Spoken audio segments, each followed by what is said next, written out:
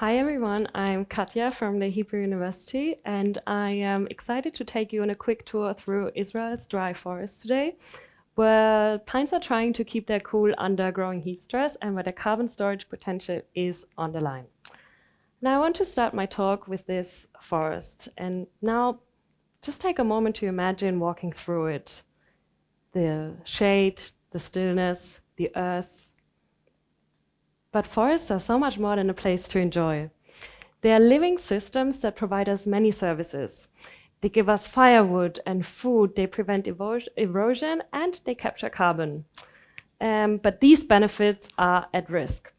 Climate change is putting increasing pressure on these ecosystems through increasing temperatures, more droughts, and changing rainfall patterns. But before we look at the future, let's first understand what climate change actually is and what drives it. This figure shows how human activities drive climate change. When we burn fossil fuels through industry, electricity, transportation, we release carbon dioxide into the atmosphere, also known as CO2. And the more carbon dioxide builds up, more heat gets trapped around the planet. It's like a blanket.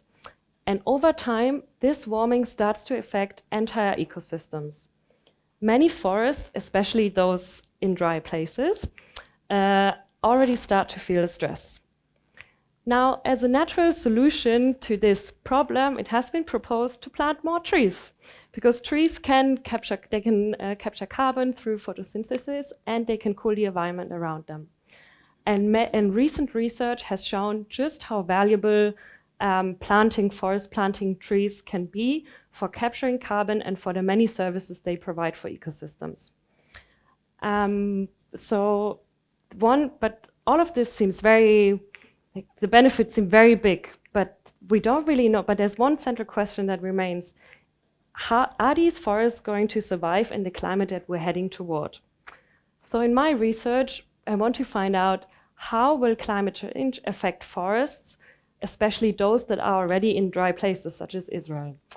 And what does this mean for the carbon that is stored within these trees, like in their bark, in their leaves, in their tissues?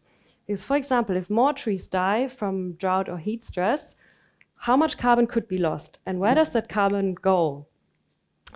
But now here's the challenge. We know quite well how these systems behave today. But we don't really know what is going to happen in 20 years, 50 years, 200 years from now. And we can't just really wait around and see what will happen, because that would be too late for action. This is where simulation models come in. Simulation models are like virtual laboratories for ecosystems. They take in real-world data, such as which plants grow in which places, how hot or cold does it get, what the soil is like, and how a specific ecosystem might be managed. And then the model takes all of this information and implements it in its inherent computer code. So it's through equations, through logical expressions. And then the model can simulate how a specific ecosystem might change over time under certain environmental conditions. And you can kind of imagine it like a virtual chessboard, like SimCity, like a video game, but just for plant growth. And I'm not the person enjoying the graphical interface, but the code behind it. So it doesn't really work like a crystal ball that predicts us the exact future, but it gives us a scientifically grounded way to explore what could happen under different conditions and what we can still do to make a positive difference. So one of the forests that I'm studying is Yatir Forest, which is situated at the northern Negev. It was planted in the 60s, and it is the driest planted pine forest in the world.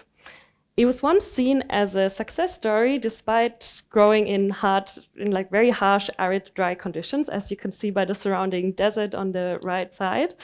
But now it shows more and more signs of decline, such as new less trees are establishing, and the tree cover, like the green you see from above, is becoming patchier. Because Yatir has been closely monitored for decades, we have a rich data set that makes it an ideal case to study how forests in very dry places might respond to changing climatic conditions. To explore Yatir's future, I'm using the ecosystem demography model ED2. Ed takes in real-world data such as local tree traits, soil characteristics, and climate input, and then we compare it to field measurements. And like this, we can see what might happen under different conditions, such as high temperatures, more droughts, more carbon dioxide, or a combination of all of the above, and then see under these conditions, how might the forest structure change, and in response, how might ecosystem processes such as growth, water, and carbon fluxes might change. For example, one thing the model can simulate is how much water is available in the soil, as you see here in the green line. And but how do you actually know that what I'm showing you is correct, that I just didn't make it up, that this makes sense? We compare this simulated data with real measurements, as in the black line here. And once we see that the overall patterns, they match quite well, we are convinced that our results are going into the right direction. And once we are convinced this is all good, we can use the settings. We can run the model with different environmental conditions, such as future climate change projections, which is what I did in my study. And normally the way I look at my output looks like this. Yeah, I was lucky that I could already produce some really exciting results, but don't worry, I'm gonna spare you the complexity today, and I just focus on the main message. We were interested in how the forest structure might change over time. So we start our simulation with a mix of tree sizes, as you see on the left side. But 86 years later, at the end of the century, the forest is dominated by old, tall trees. This means that younger trees have struggled to establish and to survive. And overall, we also see that the forest density is much sparser, which means that a lot of trees have already died. But the trees that we are left with are these old trees that are also more vulnerable to disturbances such as drought, pests, and storms, which additionally challenge the forest survival. Since forests are often planted for how much carbon they can hold, we were interested in how much carbon the forest absorbs or releases over time.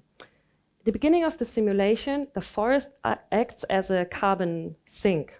Towards the middle of the century, the forest periodically flips and releases more carbon than it takes in. Towards the end of the century, the forest mostly releases more carbon than it absorbs, undermining its solution to climate change. We also learned that increasing atmospheric CO2 can actually benefit the plants because they grew much better with all of this carbon available, but only until a certain point where the climate stress became too extreme. Because once it gets too hot, too dry, the forest starts declining and it can't really keep up with productivity anymore. So to wrap up, I want to leave you with some of the central questions that are guiding our next steps. The forest gave us a glimpse into a possible future of Yatir.